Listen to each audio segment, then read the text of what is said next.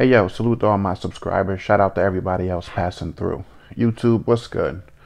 So I read an article this morning in the USA Today. It was talking about should the footage that is recorded on police dash cams, on police body cams, whenever there's an incident, police involved shooting or whatever the case, if that footage should be made public record.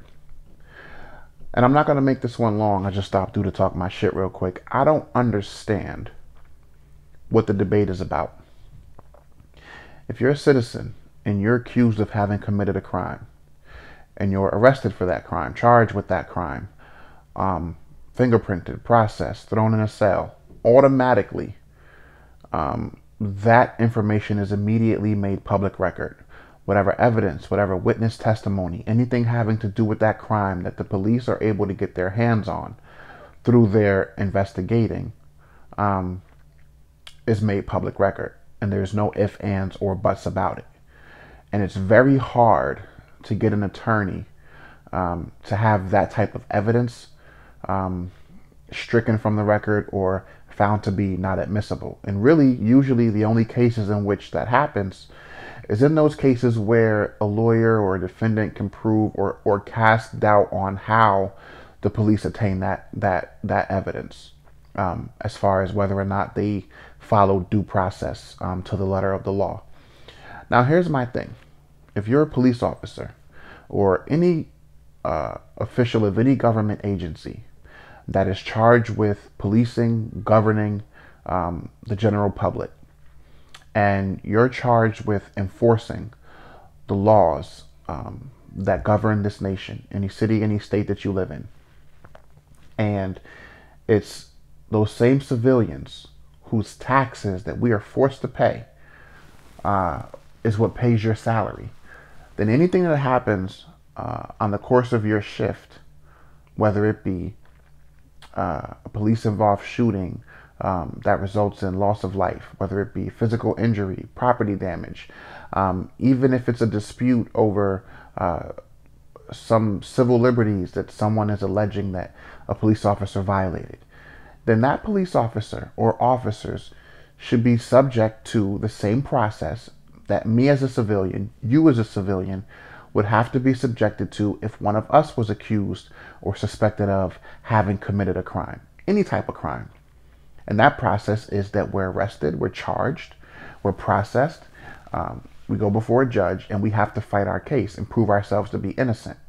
The bullshit message that they push, the agenda that they push, that in this country, in this quote-unquote democracy system, that we are all found to be innocent until proven guilty in a court of law of having committed a crime. That's not factual. We are all treated as if we are guilty until we're able to prove our innocence, for those of us who are able to do so. When you're arrested, you're at risk of losing whatever job you hold.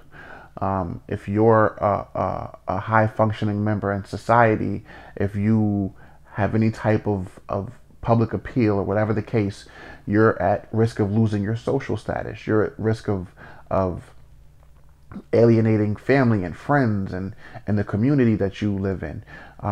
You're subjected to, if you're not financially able to make bail if it's offered to you, you're subjected with having to sit in a cell while those proceedings are ongoing. You're not given the best legal defense if you don't have a certain income stream to provide you the resources to be able to pay for these high-powered lawyers who really are just put into place to find loopholes in the law. And these police officers who are involved in these police shootings, who kill unarmed people who have not been proven to be guilty of having committed any crime, it's just because these police officers are saying that they felt threatened for some reason or another, and they're being given a blanket license and carte blanche to shoot and kill you. And they're not being put through the same process that the rest of us are. They're not being arrested. They're not being charged. They're not being processed. They're not being, put through the system and having all that information about them being made public knowledge. A lot of them are allowed to keep their badge and they're right back on the street again for their next shift. For the ones who are even a little bit remanded, they're put on administrative leave and they get to keep their paycheck. For the ones who go through the whole process and are even found to be in question of having done something that, caused someone's loss of life, where that person really did no wrongdoing, the system then, prosecutors, judges, police departments, fellow officers, then make every extension of reasonable and even unreasonable accommodations to prove and to say that those officers were justified in doing what they did. And it doesn't make any sense. If my taxes pay your salary and you are a public servant, then anything that happens on the course of your shift should automatically become public record. That's not your body cam. That's not your police cruiser. That's not your footage. That car and that uniform and that gun and badge and those handcuffs and everything that you use to perform the duties of your job is being paid for by tax dollars and by federal government grants. That is not the property of the police department to say, oh, this is not going to be made public record. We're not going to release it until a judge forces them, in the cases that it does happen, to do so, where it's taking months and sometimes years for this footage to be made public. And you have family members of these killed, innocent, unarmed people who can't speak for themselves and say what happened. You have these families fighting for any type of justice that they can hope to get. And there's articles coming out questioning whether or not should police footage be made public record. Why shouldn't it? It's not a threat to national security. And if it's a threat to these police officers to have this footage be released, so what?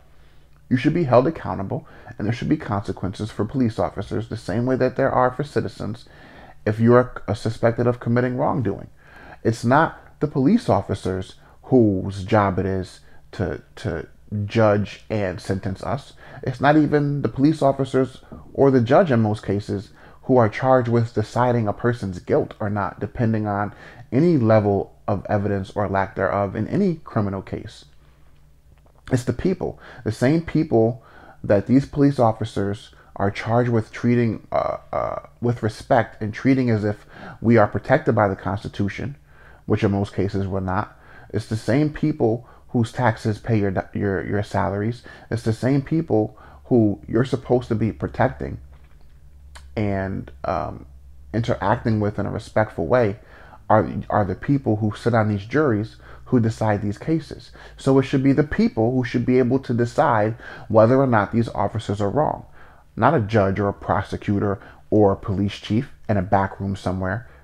And they get to look over this footage over and over again, dozens and hundreds of times before the public is even ever able to see that footage. And this has been going on forever. And thank God for the fact that in this internet age, and with everyone walking around with smartphones and mobile GoPro cameras and shooting everything that they, that's in sight because they want to, maybe get some footage for their YouTube channel or for their Facebook, or they just want to expose what's going on out here. If not for this internet era where we are being exposed more and more to things that are happening around our city and our state and around the country. If it wasn't for that, we wouldn't be able to see half of what we're able to see.